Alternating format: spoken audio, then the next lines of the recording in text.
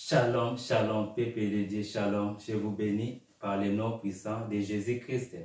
Aujourd'hui, je vais répondre à une question qui m'a été posée. Matthieu 5, 17.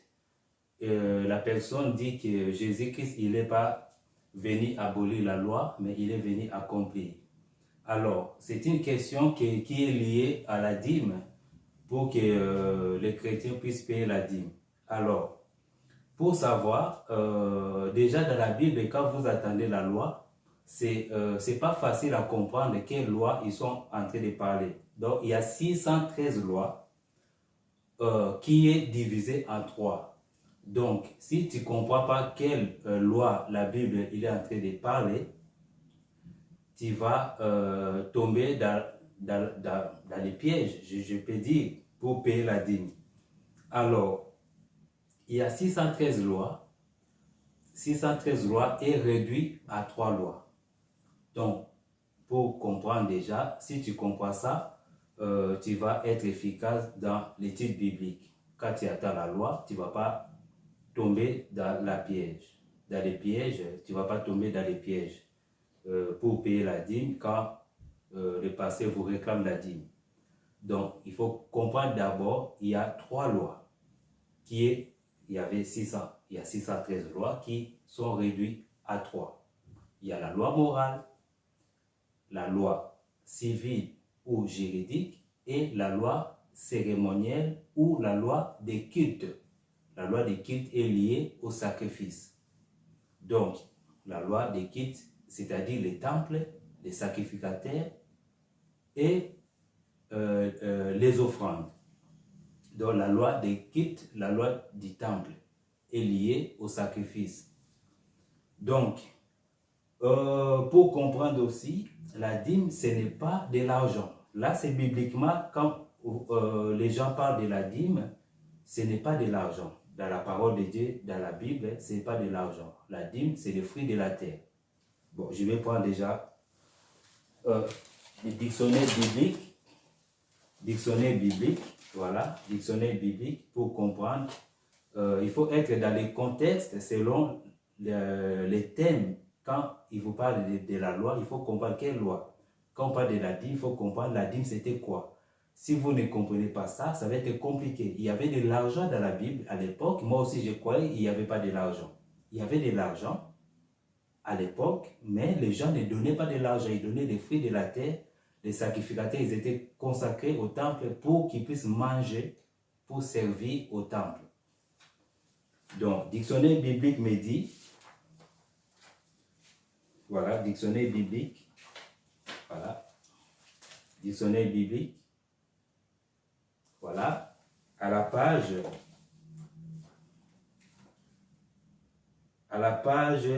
173, la dîme, voilà. Dictionnaire biblique dit, la dîme, 1/10 du butin, Genèse 14, 20. Donc là, il parle de la dîme qu'Abraham avait donnée. Genèse 14, c'est Abraham qui avait donné cette dîme-là. Genèse 14, 20. Les produits agricoles reviennent à Dieu, c'est-à-dire aux Lévites. Genèse 28, 22. Donc, c'est des produits agricoles. Voilà, c'est des fruits de la terre. Ce n'est pas de l'argent, la dîme. Hein? Voilà. Nombre 18, je vous donne Nombre 18, 20 à 24. Deutéronome 14, 22. Ou les rois 1 Samuel 8, 15. Les passages lévitiques 27, 30 à 33 permet l'échange des produits naturels contre de l'argent, mais prescrit dans ces cas la majorité de la dîme par un cinquième. Donc, c'est-à-dire que tu peux changer ta dîme, les produits de la terre, contre de l'argent parce que les chemins étaient longs pour ne pas porter des charges lourdes. Tu peux changer ta dîme, les fruits de la terre, contre de l'argent. Dès que tu arrives au temple, tu peux acheter pour manger ta dîme. Là, c'est la dîme personnelle ou faire des sacrifices. Donc, tu peux changer ta dîme, les fruits de la terre, contre de l'argent. Donc, la dîme, ce n'est pas de l'argent. Donc, voilà. Tous les 3 ans, la dîme est non seulement destinée aux Lévites. Ah, la dîme est non seulement destinée aux Lévites. La dîme, aujourd'hui, c'est pour les pasteurs. Voilà. Dans tous les 3 ans, la dîme est non seulement destinée aux Lévites, mais également aux immigrés, orphelins, veuves et d'autres pauvres. Deutéronome 14, 28 à 29, Deutéronome 26, 12, 15. Selon Nombre 20 à 25.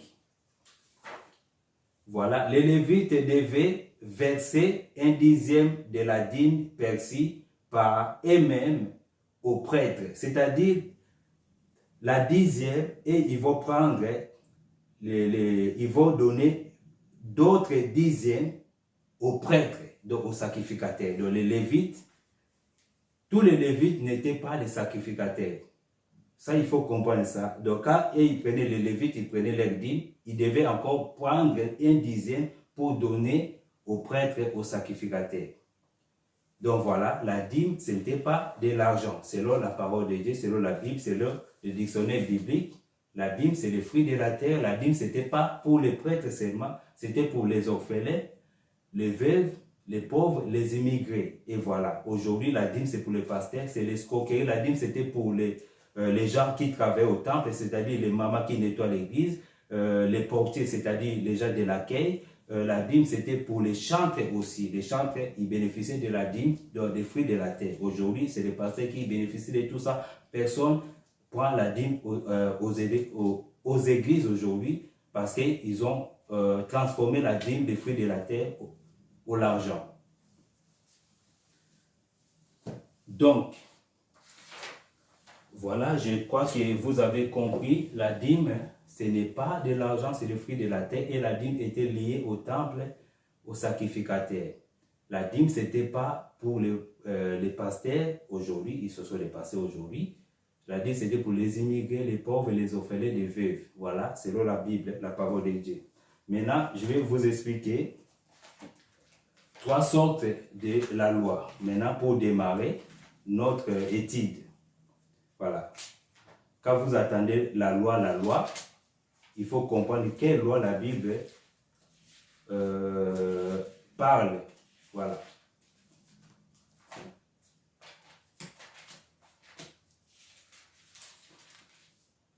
Voilà, ce que je voulais dire aussi, il faut avoir la Bible d'étude. C'est très important pour des questions comme ça. Moi, au début aussi, je ne comprenais pas. Quand on parlait de la loi, la dîme, machin, tout ça, je ne comprenais pas. Mais dès que j'ai eu cette Bible d'étude, voilà, il faut avoir la Bible d'étude, c'est très important. Tu vas comprendre selon le contexte que la Bible parle. C'est très important, sinon tu ne vas pas comprendre, on va te rouler dans la farine pour que tu puisses payer la dîme. Et voilà. À la page, voilà, je vais vous montrer, voilà, la Bible d'étude ici. À la page 152. À la page 152, voilà, maintenant là, on va développer maintenant pour comprendre quelle loi que Jésus n'était pas venu abolir, quelle loi Jésus a accompli à la croix. Maintenant, vous allez comprendre cette différence. Voilà, je lis à la page 152. La Bible dit, la loi de Dieu que les Israélites avaient reçue par intermédiaire de Moïse, leur chef, était pour eux l'un des aspects les plus importants de leur expérience au mont Sinaï. La loi de Moïse, en hébreu Torah, qui signifie enseignement, peut être divisée en 3 parties. Voilà. Peut être divisée en 3 parties. À la loi morale. Maintenant, première loi, à la loi morale est divisée. La loi morale qui annonce les règles divines d'une vie sainte. Premièrement, la loi morale consiste à quoi? Règles divines, une vie sainte. Notez, Exode 20, 1 à 17. Ça, c'est la loi morale. Exode 20, 1 à 17. B. La loi civile qui traite de tout ce qui concerne la vie juridique et sociale de la nation juive. Et notez la loi maintenant juridique et sociale. Exode 21, 1 Exode 23, 33. Troisième loi, la loi cérémonielle qui se rapporte aux formes et aux rites des cultes et à l'ensemble des sacrifices. Vous comprenez? La troisième loi, la loi cérémonielle qui consiste à quoi? Au rite des cultes, ensemble des sacrifices. Notez Exode 24, 12, Exode 31, 18. Voilà. Il y a 613 lois. Maintenant, c'est réduit à 3 lois. Pour comprendre, donc voilà, je vais vous lire 3 différentes lois. Il y a 613 lois qui est réduit à 3 lois. Maintenant, il faut comprendre quelle loi qui était abolie à la croix. Quelle loi que Jésus-Christ n'est pas venu abolir. La loi que Jésus-Christ est venu accomplir, c'est quelle loi? Je vous lis 3 lois qui font la différence. Donc, il faut avoir la Bible d'étude. Voilà, la Bible d'étude. Il faut avoir cette Bible d'étude.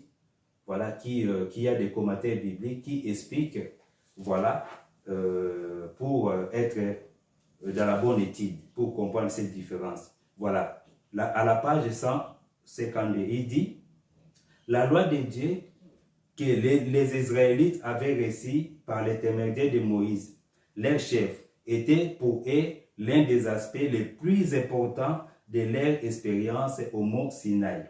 La loi de Moïse en hébreu, Torah, qui signifie enseignement, peut être divisée en 3 parties. Voilà, c'est là où l'étude commence.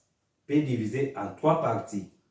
Premièrement, A, la loi morale. Voilà, c'est la loi morale 1 qui annonce les règles divines.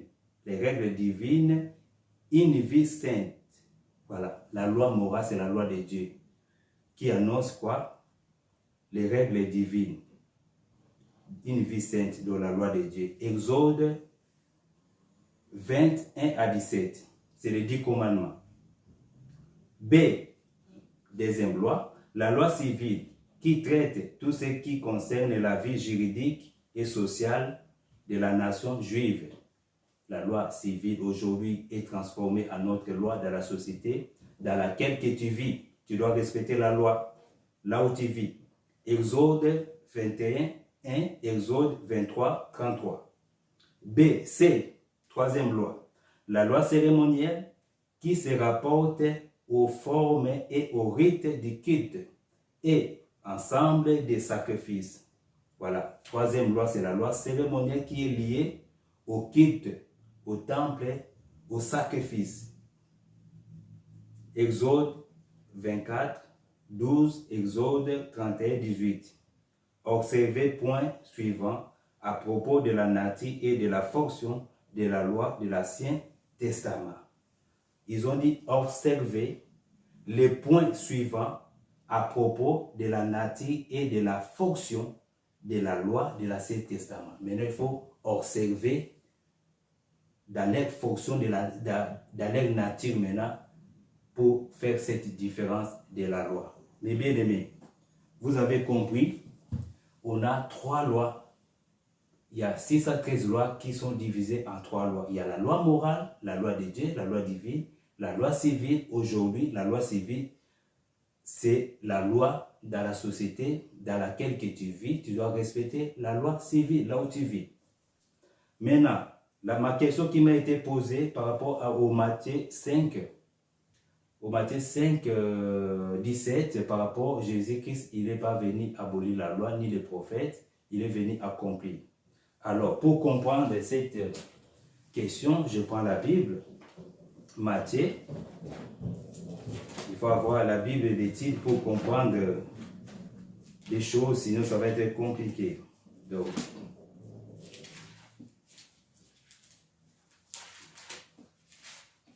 Matthieu 5, 17, la Bible dit, « Ne croyez pas que je sois venu pour abolir la loi ou les prophètes. Je suis venu non pour abolir, mais pour accomplir. » Je prends la suite, car je vous dis, en vérité, tant que le ciel et la terre ne passeront point, il ne disparaîtra pas de la loi un seul iota ou un seul trait de l'être jusqu'à ce que tout soit arrivé, jusqu'à ce que tout soit accompli. Voilà. Verset 18, ça fortifie encore verset 17. Il dit, je vous dis, en vérité, tant que le ciel et la terre ne passeront point, il ne disparaîtra point la loi, un seul iota ou un seul trait de la lettre jusqu'à ce que tout soit arrivé, jusqu'à ce que tout soit accompli. Voilà. C'est-à-dire, je vais prendre, pour répondre, Matthieu 5, 17, le commentaire biblique. Écoutez, c'est très important d'avoir la Bible d'étude pour comprendre ces choses. Le commentaire biblique nous dit, la loi pour accomplir. Christ désire que l'exigence spirituelle de la loi de Dieu soit accomplie dans la vie de ses disciples. Donc Christ désire que l'exigence de la loi spirituelle, de la loi de Dieu soit accomplie dans nos vies. Ça, c'est le désir de Christ. Que la loi morale, la loi spirituelle puisse accomplir dans nos vies. Le commentaire biblique, je continue, il dit, les rapports du croyant avec la loi de Dieu impliquent les aspects suivants. 1. La loi dont Jésus fait le commentaire est constituée des principes éthiques et moraux de l'Ancien Testament. Vous comprenez ça? La loi dont Jésus Christ fait le commentaire est constituée des principes éthiques et moraux de l'Ancien Testament. Il nous donne les versets Romains 7, 12, Romains 22, 36 à 40, Romains 3, 31, Galates 5, 14. La loi de l'Ancien Testament, aussi bien que de l'enseignement de Christ et des apôtres. C'était les enseignements de Christ et des apôtres. Dans l'Ancien Testament, toute la Bible parle de Jésus-Christ. Il dit, ces lois relèvent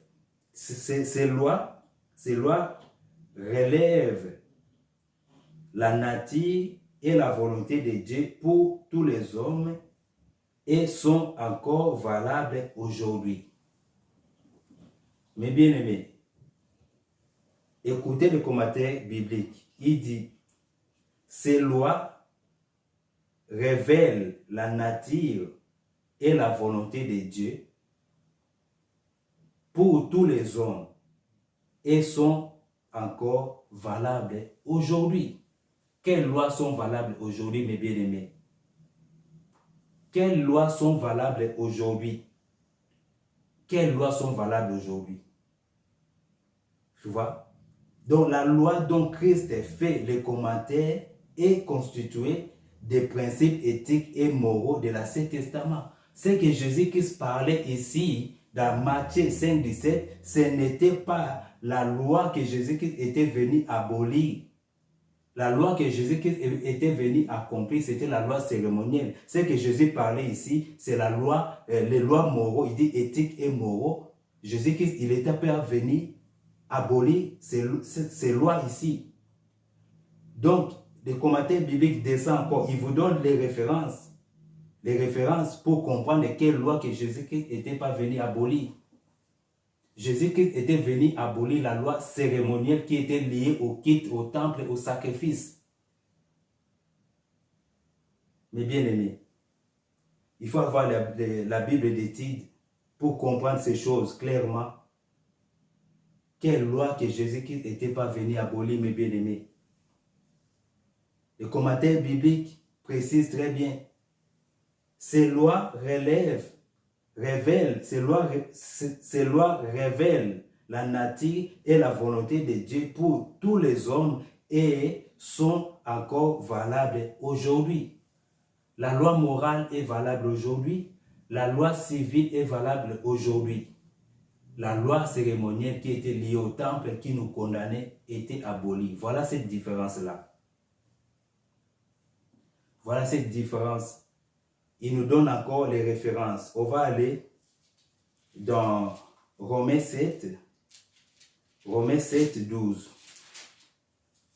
Romains 7, 12, la Bible dit, Romains 7, 12, la Bible dit, tout ce que vous voulez que les hommes fassent pour vous, faites-le de même pour eux, car c'est la loi et les prophètes. Voilà. Romains 7, 12 nous ramène à quelle loi maintenant? À la loi morale. La loi morale n'était pas abolie, parce que c'est la loi de Dieu. La loi civile n'était pas abolie, parce que c'est la loi de Dieu. La loi qui était abolie à la croix, c'est la loi cérémonielle, la loi des cultes, la loi qui sont liées au sacrifice. Mes bien-aimés, Jésus-Christ, il n'était pas venu abolir la loi morale, la loi civile.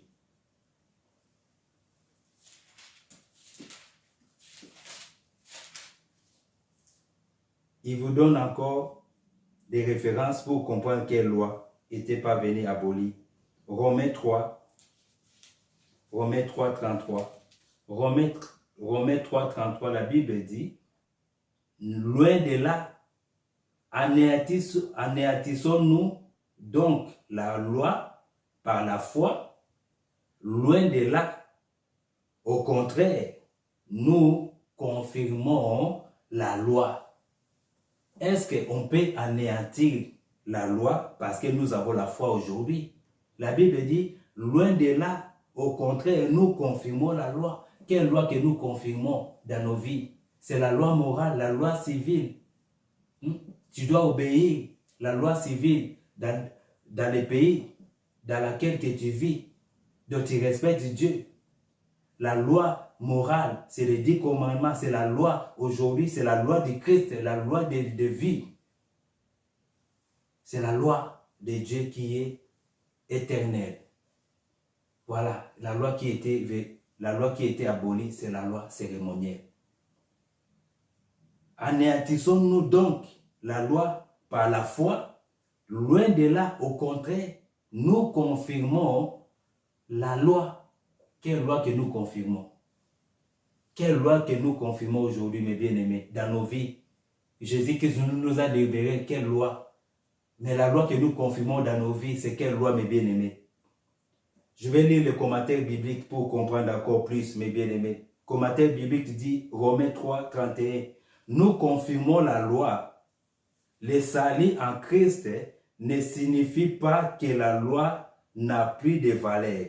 En réalité, la justification par la foi confirme la loi selon son juste destin et sa fonction. Par la réconciliation avec Dieu et l'œuvre des régénératrices du Saint-Esprit, les croyants à mesure de l'honorer et d'obéir la loi morale de Dieu. Et obéir la loi morale de Dieu. Voilà que la loi que nous obéissons.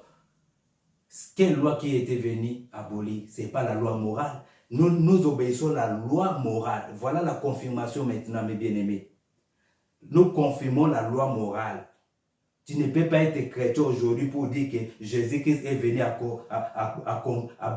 il n'est pas venu abolir la loi. Et voilà. Je vais faire un exercice.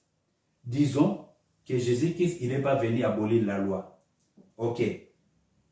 Ici, dans les commentaires bibliques, il nous dit quoi? Le Saint-Esprit, le croyant, est à mesure d'honorer et obéir la loi morale de Dieu. Maintenant, si nous disons que la loi morale est... Jésus-Christ, il n'était pas venu abolir la loi. Bon, dans la Bible, quand vous attendez la loi, tu ne peux pas savoir quelle loi. Maintenant, il faut avoir les titres bibliques pour comprendre quelle loi que Jésus-Christ n'était pas venu abolir. Maintenant, si nous disons que Jésus-Christ, il n'est pas venu abolir la loi, imaginons maintenant, si Jésus-Christ, il n'est pas venu, il est venu abolir la loi morale, imagine-toi, c'est-à-dire, tu ne vas pas obéir à tes parents. La Bible dit, tu ne dois pas avoir l'adultère avec la femme de ton frère. Imagine-toi maintenant, tu dis la loi a été abolie. La loi morale. Ce n'est pas correct. Donc, La loi morale, même la Bible nous confirme dans le Nouveau Testament, la loi morale, nous ne révisons pas. C'est-à-dire, nous ne pouvons pas anéantir la loi morale ou la loi civile. Anéantissons-nous donc la loi? Vous comprenez ici? On parle seulement de la loi, mais tu ne peux pas comprendre quelle loi ils sont en train de parler. Maintenant, il faut avoir la Bible et les titres pour comprendre tout cela. Il va te dire quelle loi maintenant ils sont en train de parler. Ils me disent, anéantissons-nous donc la loi par la foi. Mais quelle loi ils sont en train de parler? Tu ne peux pas comprendre cela. Loin de là, au contraire, nous confirmons la loi. Nous confirmons la loi, mes bien-aimés. C'est la loi morale. Jésus-Christ, il n'était pas venu abolir. La loi civile, Jésus-Christ, il n'était pas venu abolir. C'est la loi cérémonielle, la loi qui nous condamnait, que Jésus-Christ était venu abolir. Oh, voilà cette différence, mes bien-aimés. Voilà cette différence, mes bien-aimés. La loi que Jésus-Christ était venu abolir. C'est pour cela, quand il était vivant sur cette terre, les gens devaient obéir. Les gens devaient payer la dîme, c'était normal. Quand Jésus-Christ, il était sur cette terre. Parce qu'il n'était pas allé encore à la croix, mes bien-aimés. Quand Jésus-Christ, il n'était pas allé encore à la croix, la loi de Moïse était encore valable sur cette terre. Il fallait que Jésus-Christ arrive à la croix pour que la loi qui nous condamnait, la loi cérémonielle, la loi du culte, la loi des sacrifices, puisse être accomplie à la croix. Mes bien-aimés, Jésus-Christ, il est né sous la loi. Lui-même, il devait accomplir cette loi, mes bien-aimés. Jésus-Christ lui-même, il est né sous la loi, comme la Bible nous dit dans Galates 4. Galates 4, la Bible nous dit, Jésus-Christ lui-même,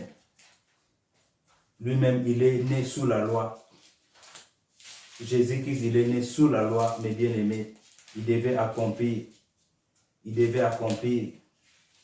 Jésus-Christ, il devait accomplir la loi, parce que lui-même, il est né sous la loi. Je vais lire, la Bible dit, Galates 4, mais lorsque les temps ont été accomplis, Dieu a envoyé son Fils, né d'une femme née sous la loi, afin qu'il rachète ceux qui étaient sous la loi, afin que nous résistions l'adoption. Mais bien aimés, Jésus-Christ, il est né sous la loi. Quand il était sur cette terre, il devait accomplir la loi de Moïse, jusqu'à ce que lui-même, il puisse être arrivé à l'accomplissement de cette loi de Moïse. La loi de Moïse parlait de lui-même. Toute la Bible parle de Jésus-Christ lui-même. Lui-même, il devait accomplir cette loi jusqu'à ce qu'il arrive à la croix, mes bien-aimés.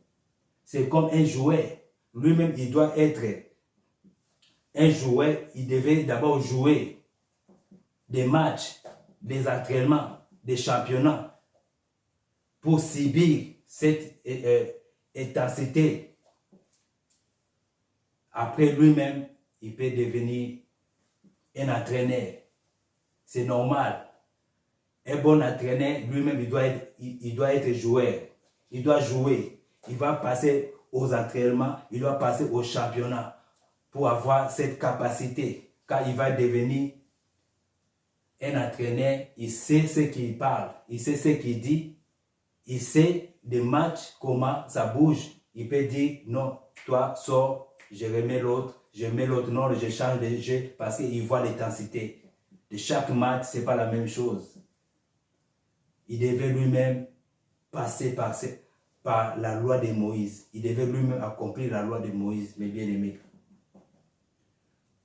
Mes bien-aimés, lui-même devait accomplir la loi de Moïse. Oh Jésus.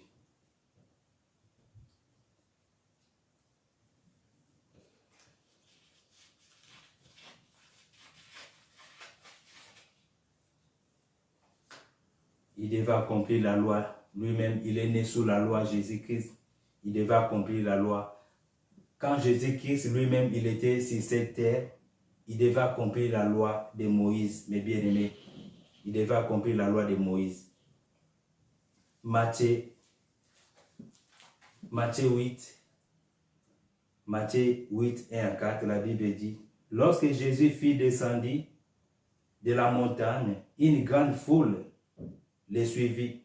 Et voici un lépreux s'étant approché de se prosterner devant lui et dit, Seigneur, et dit, si tu le veux, tu peux me rendre pire.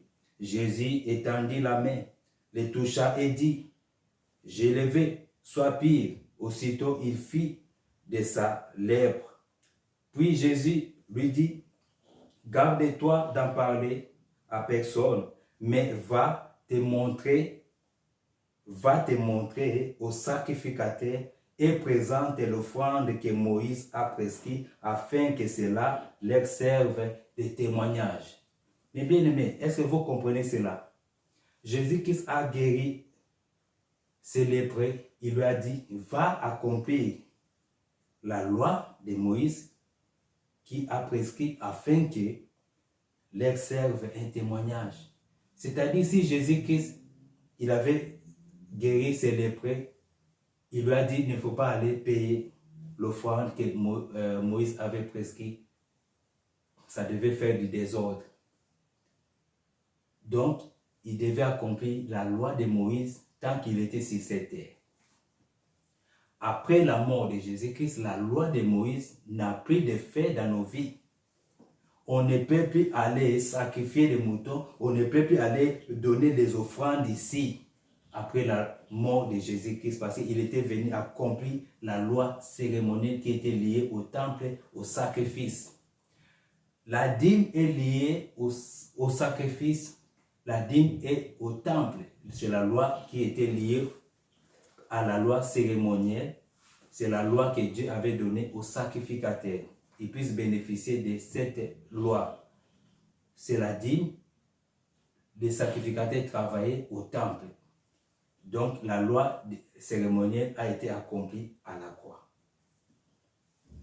La question aussi que les gens disent, oui, Matthieu 23, que Jésus-Christ parle de la dîme.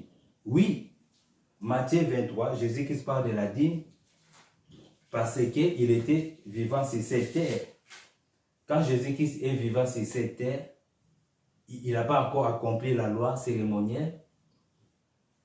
Les gens pouvaient payer la dîme, les gens pouvaient faire des sacrifices, les gens pouvaient accomplir la loi de Moïse. Ce n'était pas encore abrogé à ce moment-là parce qu'il était vivant sur cette terre. Il n'avait pas encore accompli la loi de Moïse. Là, bon, parce que les gens reviennent à ça, ils disent oui, Jésus lui-même a parlé de la dîme.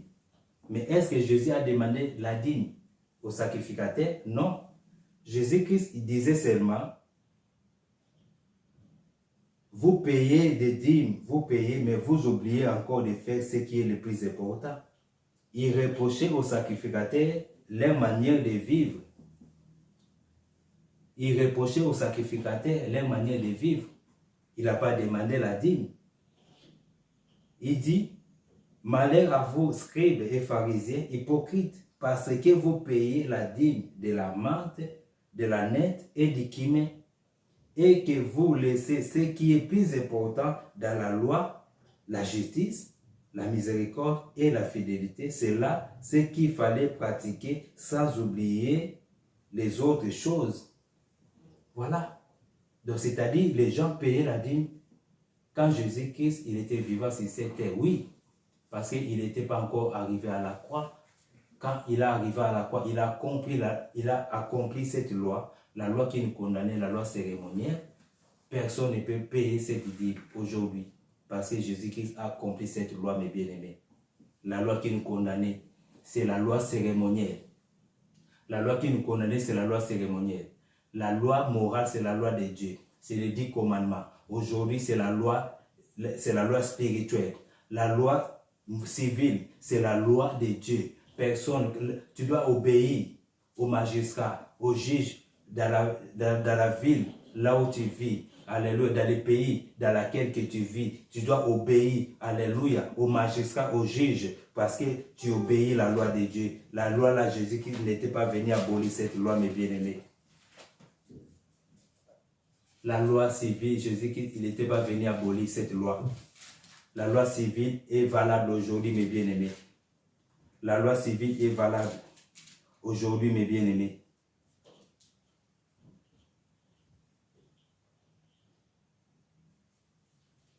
La Bible dit, Romains 13, 4, la Bible dit,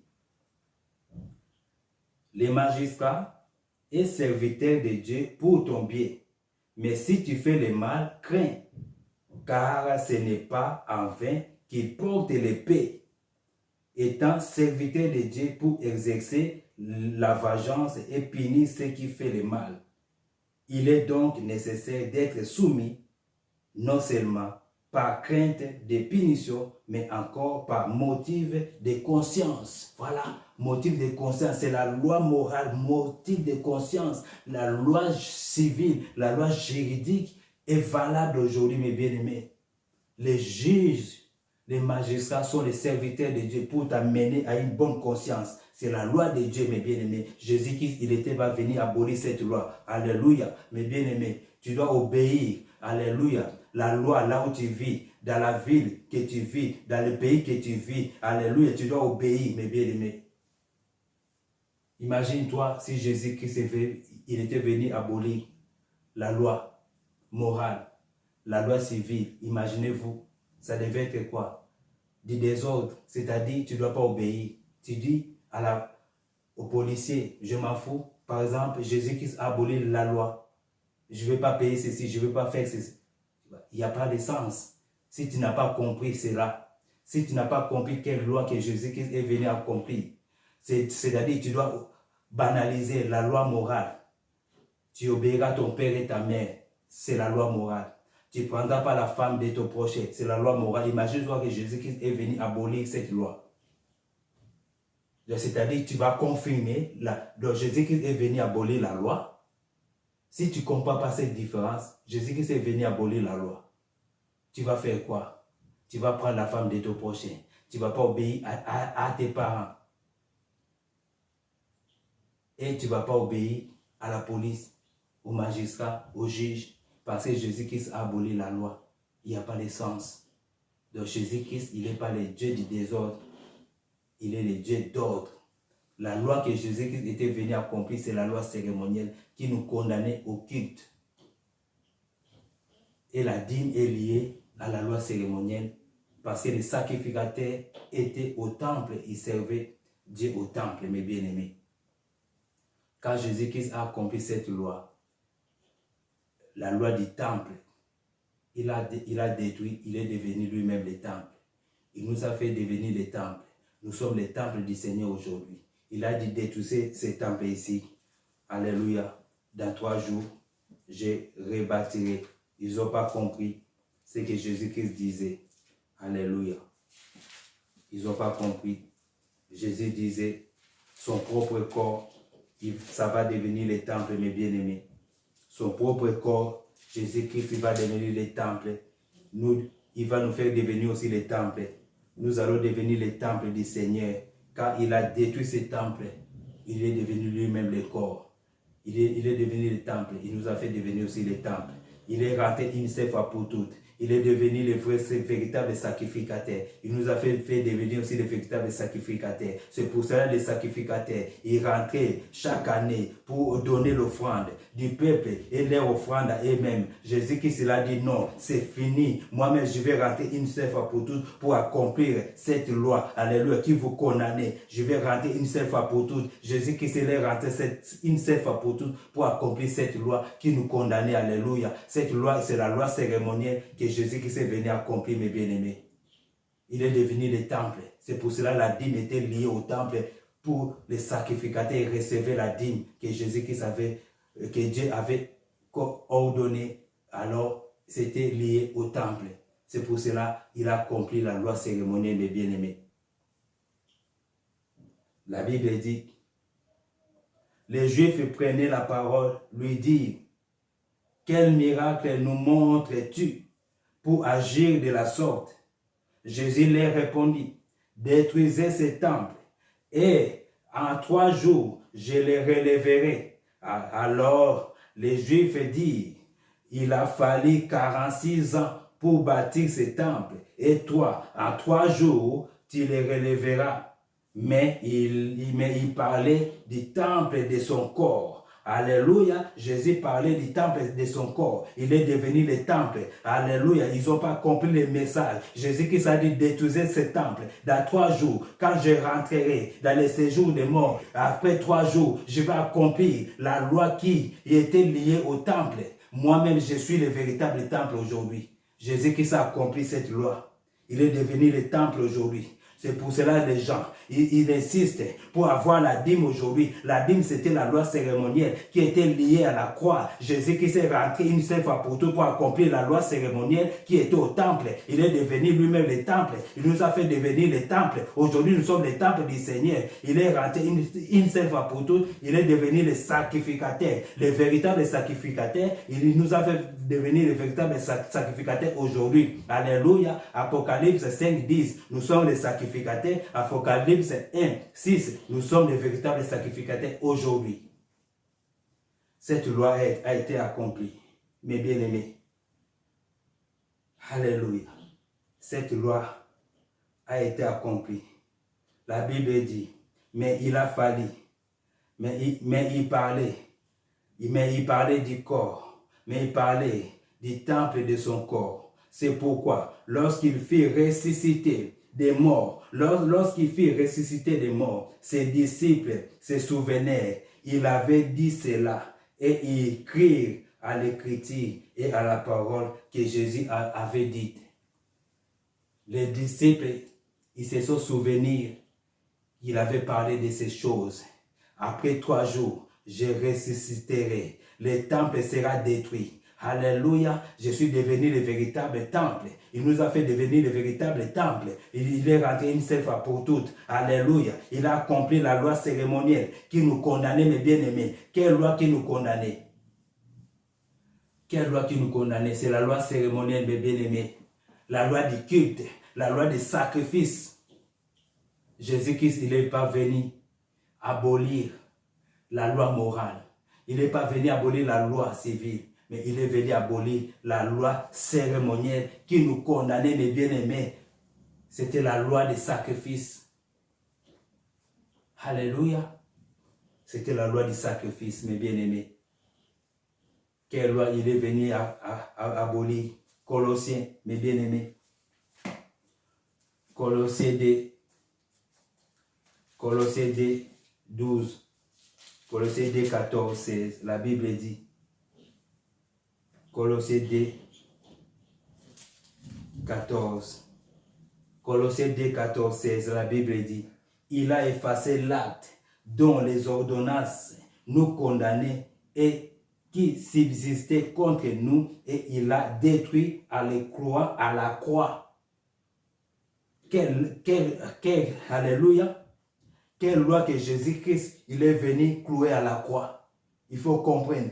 Alléluia, il faut comprendre ces choses. C'est la loi cérémonielle. Il a effacé l'acte dont les ordonnances qui nous condamnaient, mes bien-aimés, et ce qui subsistait contre nous, il a détruit à la croix. Il a dépouillé, mes bien-aimés, les dominations. Alléluia, les autorités. Et il les a livrées publiquement en spectacle, en triomphant d'elles par la croix. C'est la croix qui nous a libérés, mes bien-aimés. C'est la croix qui nous a libérés de la loi sacrificielle, de la loi, alléluia, cérémonielle qui nous condamnait. C'est la loi que Jésus-Christ il est venu abolir. C'est la loi cérémonielle que Jésus-Christ il est venu abolir. Accompli à la croix. C'est la loi qui nous condamnait, mes bien-aimés. Il a changé. Il a changé maintenant la loi. Parce qu'il n'était pas dans la tribu des Lévites. Il est dans la tribu de Juda. Il a changé maintenant la loi. La Bible dit, Hébreux 7:12, la Bible dit, mes bien-aimés, il a changé la loi maintenant. Jésus-Christ a changé la loi, mes bien-aimés. Hébreux 12:7, la Bible dit, Hébreux 7:12, la Bible dit, Hébreux 7:12, la Bible dit, car les sacerdoces étaient changés. Nécessairement aussi, il y a un changement de loi. Alléluia. Quand le sacerdoce était changé, il y a un changement des lois. Jésus-Christ a changé la loi maintenant. Nous sommes plus, alléluia, dans la loi lévitique. Nous sommes maintenant dans la loi royale de Jésus-Christ lui-même. Il a accompli cette loi, mes bien-aimés, qui nous condamnait. La loi qui était liée au temple. La loi sacrificielle, mes bien-aimés. La loi qui nous condamnait.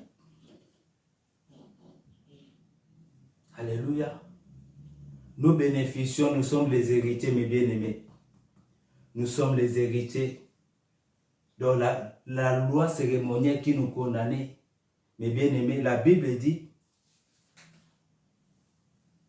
un héritier ne peut pas bénéficier de l'héritage dès que son père est vivant, mes bien-aimés. Un héritier ne peut pas bénéficier de l'héritage dès que son père est vivant. Il faut que son père puisse être quoi? Mort. Alléluia.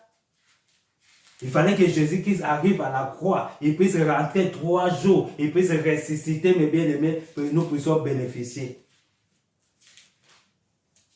de l'héritage. Il y a même des mauvais enfants. Quand il sait que son père a un héritage, tout ça comme ça. Il va chercher même la mort précise. Il va chercher la mort de son père précipitamment pour mettre quelque chose comme ça pour que son père puisse partir là. Pour hériter bien là. L'héritage de son père. Il y a des mauvais garçons comme ça. Mais nous là, Jésus-Christ lui-même, il a pris cette place pour aller à la croix. Lui-même volontairement, mes bien-aimés. Nous puissions bénéficier, alléluia, de l'héritage. Il fallait que la mort des testataires soit confirmée. Il fallait que la mort de Jésus-Christ soit confirmée. Nous puissions bénéficier de l'héritage, mes bien-aimés. Il fallait que la mort de Jésus-Christ soit constatée, bébé. Nous puissions bénéficier de l'héritage, mes bien-aimés. Jésus-Christ lui-même, il a accepté, alléluia, aller jusqu'à la mort de la croix pour que nous puissions bénéficier de cet héritage, mes bien-aimés. Lui-même, il a accepté la croix. Alléluia. Il y a des mauvais enfants qui mettent des poudres dans un verre comme ça. Ils donnent à son père. Pour qu'il puisse partir comme ça précipitamment pour lui, il puisse recevoir l'héritage. Il y a des mauvais garçons comme ça. Des mauvais enfants. Dans la famille, il y en a comme ça. Ils veulent que, voilà, ils puissent partir précipitamment, rapidement. Ils puissent bénéficier de son héritage. Mais nous, Jésus-Christ a accepté d'aller à la croix volontairement. Volontairement pour nous. Nous puissions bénéficier de cet héritage. Alléluia. Mais bien aimé, la Bible dit, Hébreux 9, 16. La Bible dit, car là où il y a un testament, il est nécessaire que la mort du testataire soit constatée. Alléluia. Hébreux 9, 16. Car là où il y a un testament, il est nécessaire que la mort du testataire soit constatée. Là où il y a des testaments, il faut que la mort du testataire soit constatée. Si Jésus-Christ n'était pas mort à la croix, nous ne pouvons pas bénéficier de cet héritage, mes bien-aimés. Il faut que la mort de Jésus-Christ soit constatée. C'est pour cela qu'il a dit, tout est accompli. Tout est accompli. Il est venu accomplir la loi cérémonielle qui nous condamnait à la croix, mes bien-aimés. La loi qui nous condamnait, ce n'était pas la loi morale. La loi qui nous condamnait, ce n'était pas la loi civile. Tu dois obéir à la loi morale. Tu dois obéir à la loi civile. Alléluia. La loi juridique dans le pays dans lequel tu vis. Jésus-Christ, il n'est pas venu abolir ces lois-là. Il est venu abolir la loi cérémonielle, la loi du culte, la loi sacrificielle, la loi qui nous condamnait. Alléluia. Nous sommes les héritiers aujourd'hui. La Bible dit, Hébreux 9, 17 maintenant, il dit, un testament, en effet, n'est valable en cas de mort puisqu'il n'a aucune force tant que le testataire vit. Tant que le testataire vit, le testament n'a aucune valeur, mes bien-aimés. Alléluia. Tant que le testataire vit, le testament qui est dans la maison là, n'a aucune valeur. Tu ne peux pas bénéficier parce qu'il vit, il est là. Tu dois bénéficier là, dès qu'il est mort là. Comme ça, le testament prend la valeur. Et là, tu peux bénéficier. Dès que Jésus-Christ il était vivant, les gens pouvaient accomplir la loi de Moïse. Parce que lui-même, il était vivant. Le testament n'avait pas de valeur. Les gens payaient la dîme parce que Jésus-Christ, il était vivant. Pourquoi dans Matthieu 23, il réclame, il dit, malheur à vous, les scribes et les pharisiens, vous payez la dîme. Oui, parce qu'il était vivant, il payait la dîme. Les gens recevaient la dîme parce qu'il était vivant. Le testament n'a aucune valeur.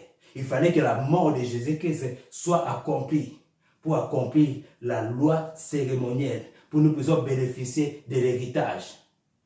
L'héritage, alléluia, de la foi en Jésus-Christ. Ce n'est pas la loi de Moïse. La loi de Moïse, c'était le voile qui nous condamnait. La loi de Moïse, c'était le voile que nous ne voyons pas. La lumière qui était derrière. Aujourd'hui, Jésus-Christ, il est rentré. Alléluia. Une fois pour toutes, les rideaux est déchiré en deux. Aujourd'hui, nous pouvons rentrer directement à une relation avec notre Père. Aujourd'hui, nous pouvons parler avec nos pères, avec le Père, lui-même en personne. Nous pouvons rentrer aujourd'hui parce qu'il est rentré une fois pour toutes. Les rideaux est déchiré en deux. Moïse, c'était le voile qui nous condamnait. C'était le voile qui empêchait. Nous puissions voir notre Père. Nous puissions parler avec lui. Il fallait que nous puissions donner un sacrificateur. Il puisse rentrer pour nous parler, pour nos pardons des péchés. Alléluia. Jésus qui s'est séparé. Il a séparé maintenant. Il a dit, mon fils, tu peux rentrer aujourd'hui. Je suis rentré une seule fois pour toutes.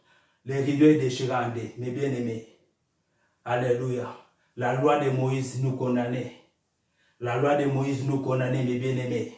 La loi de Jésus-Christ, c'est la loi de liberté. Jésus-Christ, il nous a libérés de la loi, de la malédiction qui nous condamnait. Alléluia. Tu es héritier de son amour. Tu es héritier de son amour, mes bien-aimés. Alléluia. Alléluia. Voilà pourquoi, alléluia, son alliance, de son sang.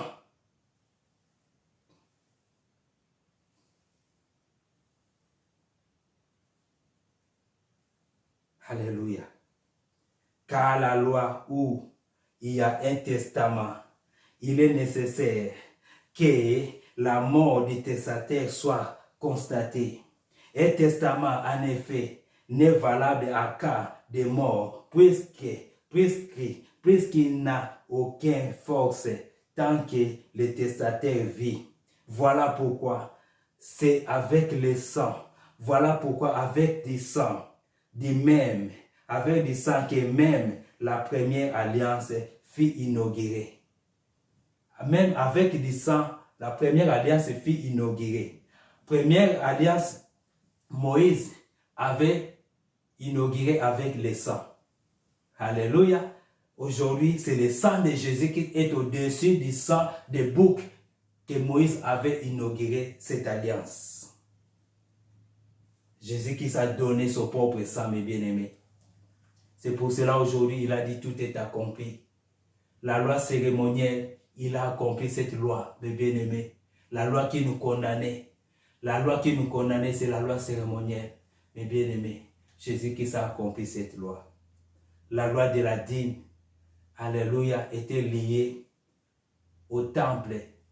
Les sacrificateurs recevaient la dîme, ce n'était pas de l'argent. On a lié avec vous, c'était les fruits de la terre. Alléluia, la loi de la dîme, ce n'était pas que aux sacrificateurs, c'était aux veuves, aux pauvres, aux orphelins, aux étrangers qui bénéficiaient de cela, des chantres les gens de l'accueil, les mamans qui nettoyaient les temples, ils bénéficiaient de ces dîmes-là. Alléluia. Ce n'était pas de l'argent, c'était le fruit de la terre. Mes bien-aimés, aujourd'hui, Jésus-Christ nous a libérés de la loi de Moïse, la loi qui nous condamnait. Aujourd'hui, nous sommes libres en Jésus-Christ. Mes bien-aimés, marchons dans la victoire, marchons dans la foi. Alléluia. Tu peux bénir tes frères et sœurs dans le monde partout. Alléluia, que Dieu te bénira. Jésus a dit dans Matthieu 25, alléluia, dans Matthieu 25, 35, alléluia. Matthieu 25, Jésus a dit, Matthieu 25, 35, Jésus a dit, car j'ai eu faim et vous m'avez donné à manger. J'ai eu soif et vous m'avez donné à boire. J'étais étranger et vous m'avez recueilli. J'étais nu et vous m'avez vêtu. J'étais malade et vous m'avez visité. J'étais en prison et vous êtes venus vers moi. Les justes lui répondront, Seigneur, quand t'avons-nous vu faim et t'avons-nous donné à manger, ou avoir soif et t'avons-nous donné à boire? Quand t'avons-nous vu étranger et t'avons-nous recueilli, ou nu et t'avons-nous vêtu? Quand t'avons-nous vu malade ou à prison et nous sommes allés vers toi? Et le roi leur répondit, je vous le dis en vérité, toutes les fois que vous faites ces choses à l'un des plus petits de mes frères, c'est à moi que vous les avez faites. Ensuite, il dira à ceux qui seront à gauche, retirez-vous de moi, maudits, allez dans le feu éternel qui a été préparé pour le diable et pour ses anges. Car j'ai eu faim et vous ne m'avez pas donné à manger. J'ai eu soif et vous ne m'avez pas donné à boire. J'étais étranger et vous ne m'avez pas recueilli. J'étais nu et vous ne m'avez pas vêtu. J'étais malade et en prison et vous ne m'avez pas visité. Il répondit aussi, Seigneur, quand avons-nous vu ayant faim, ou ayant soif, ou étranger, ou nu, ou malade, ou à prison, et nous ne t'avons-nous pas assisté? Et il leur répondra, je vous le dis en vérité, toutes les fois que vous ne les avez pas faites l'un à ses plus petits, c'est à moi que vous ne l'avez pas faite. Et ceux-ci iront au châtiment éternel, mais les justes à la vie éternelle. Voilà ce que Jésus nous demande. Donnez aux démunis, donnez à ceux qui n'ont pas, et recueillez ceux qui sont étrangers, et vous serez bénis. Et voilà, soyez bénis, nous sommes dans la loi de Jésus-Christ, la loi de vie, la loi spirituelle. Le Saint-Esprit te guidera. Quand tu es libre en Jésus-Christ, la loi de la condamnation a été clouée à la croix. Nous sommes libres aujourd'hui. La loi morale est à nous. C'est la loi de Dieu, la loi civile, juridique. Tu obéis les lois.